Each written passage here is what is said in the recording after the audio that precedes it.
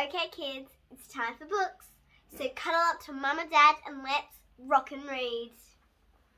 Today I'll be reading you Chapter 7 and 8 of Wayside School Beneath the Cloud of Doom. Chapter 7. The Closet That Wasn't There. Mac was a curious kid. When Miss Mush served chicken fingers, he asked her how many fingers a chicken had on each hand. After lunch, he played basketball. Besides playing, he was also the self-appointed officer, describing every shot, every pass, and every dribble. Jenny finally told him to put a sock in it. Only then, when he stopped talking, did Mac remember that he left his catcher's mask in the cafeteria. Mac liked to wear his catcher's mask for all sports, including basketball. He was a curious kid. The cafeteria was on the 15th floor. Mac found his mask right where he'd left it. But by then, it hardly seemed worth it to go all the way back down to the playground. So he continued up to the 30th story. And there, just outside his classroom door, was the most curious thing that I had ever seen. Next to the wall was some sort of giant closet. It hadn't been there before lunch. But that wasn't what made it curious. The closet was wrapped up in heavy chains and locked with a giant padlock.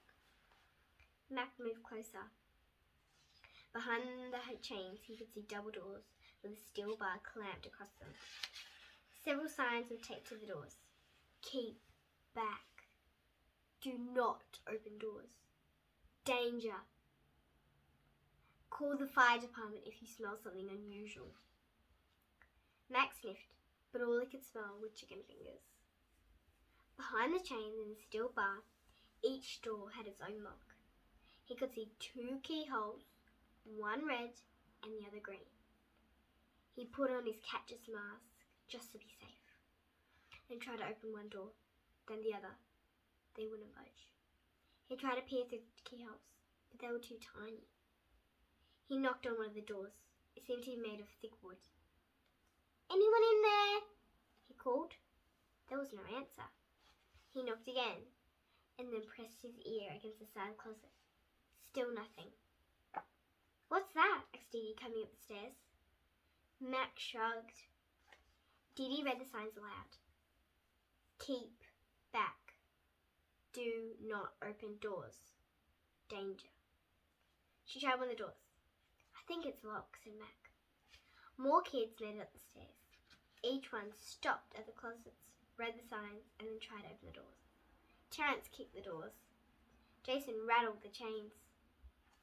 "Look, it's one long chain," he determined, wrapped around 4 times. What do you think is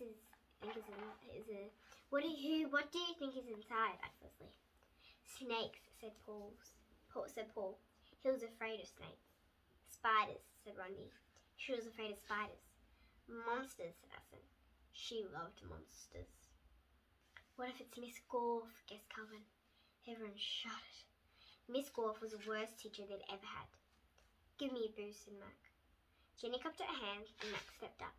First onto Jenny's, then onto the steel bar.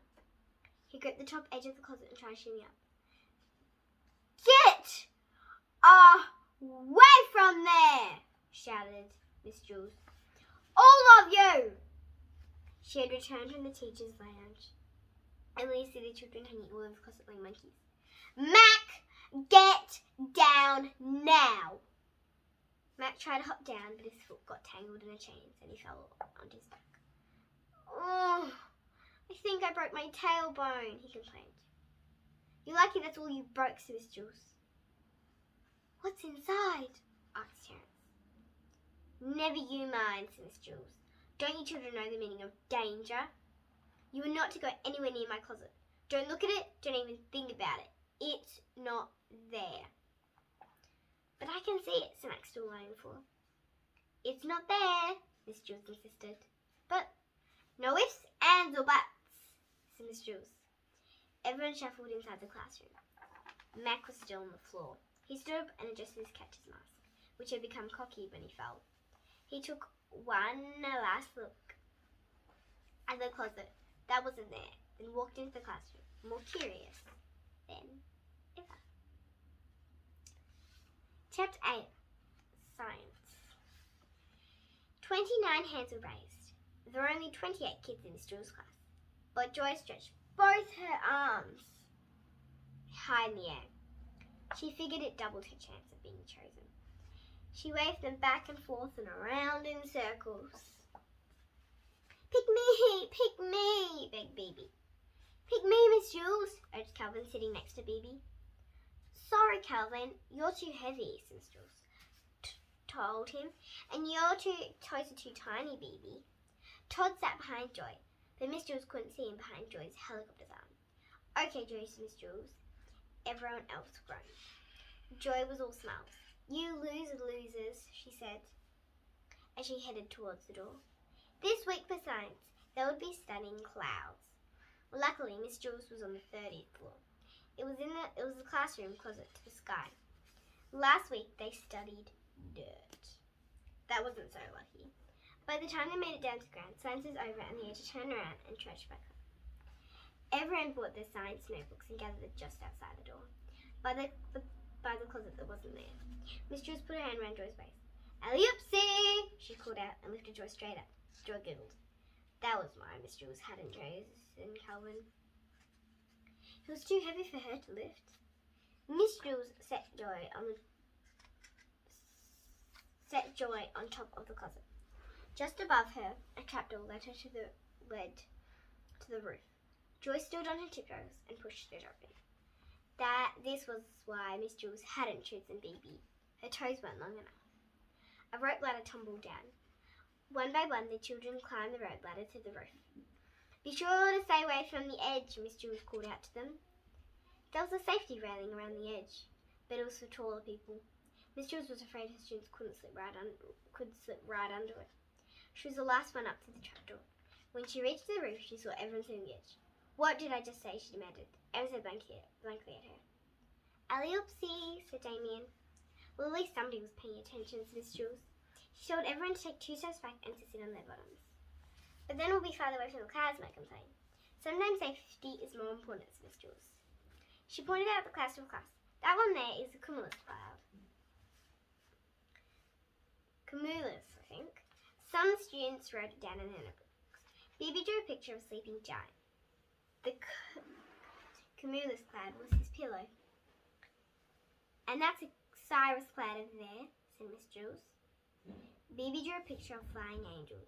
Hundreds of white feathers had fallen from their wings and swirled into a cloud. Bibi could draw really fast. What kind of cloud is that one, Miss Jules asked Benjamin. He was pointing at a dull, dark cloud way off in the distance. Miss Jules gasped. If Bibi were to draw it, her picture would look exactly like the inside of a vacuum cleaner bag, while the vacuum was still on. But Bibi had never seen the inside of a vacuum cleaner bag while the vacuum was still on, so she couldn't draw it. Everyone back to the classroom, Miss Jules shouted. Double quick! The children scrambled to the trapdoor. Hurry, ordered Miss Jules. Some fell right through. Others got rope burns. Miss Jules didn't worry about little things like that. She was the last one through the hatch. Sitting on top of the closet wasn't there. She tossed the ladder back on the roof and locked the trapdoor. She climbed down, stepping into the changing steel bar. The children were waiting quietly inside the classroom, hands folded on their desks. Miss Jules walked to the side of the room and looked out the window. Either the cloud was moving closer or it was getting bigger. Or both. What kind of cloud is it? Said Miss Jules, asked Leslie. Sorry, what kind of cloud is it, Miss Jules? Asked Leslie. There were times when adults hid the truth from children so as not to worry them, but Miss Jules was a teacher and this was science. Take a good look, boys and girls, she said, pointing at the window. Then with a slight tremor of voice, she said, that is a cloud of doom. The room darkened. And that is 7 and 8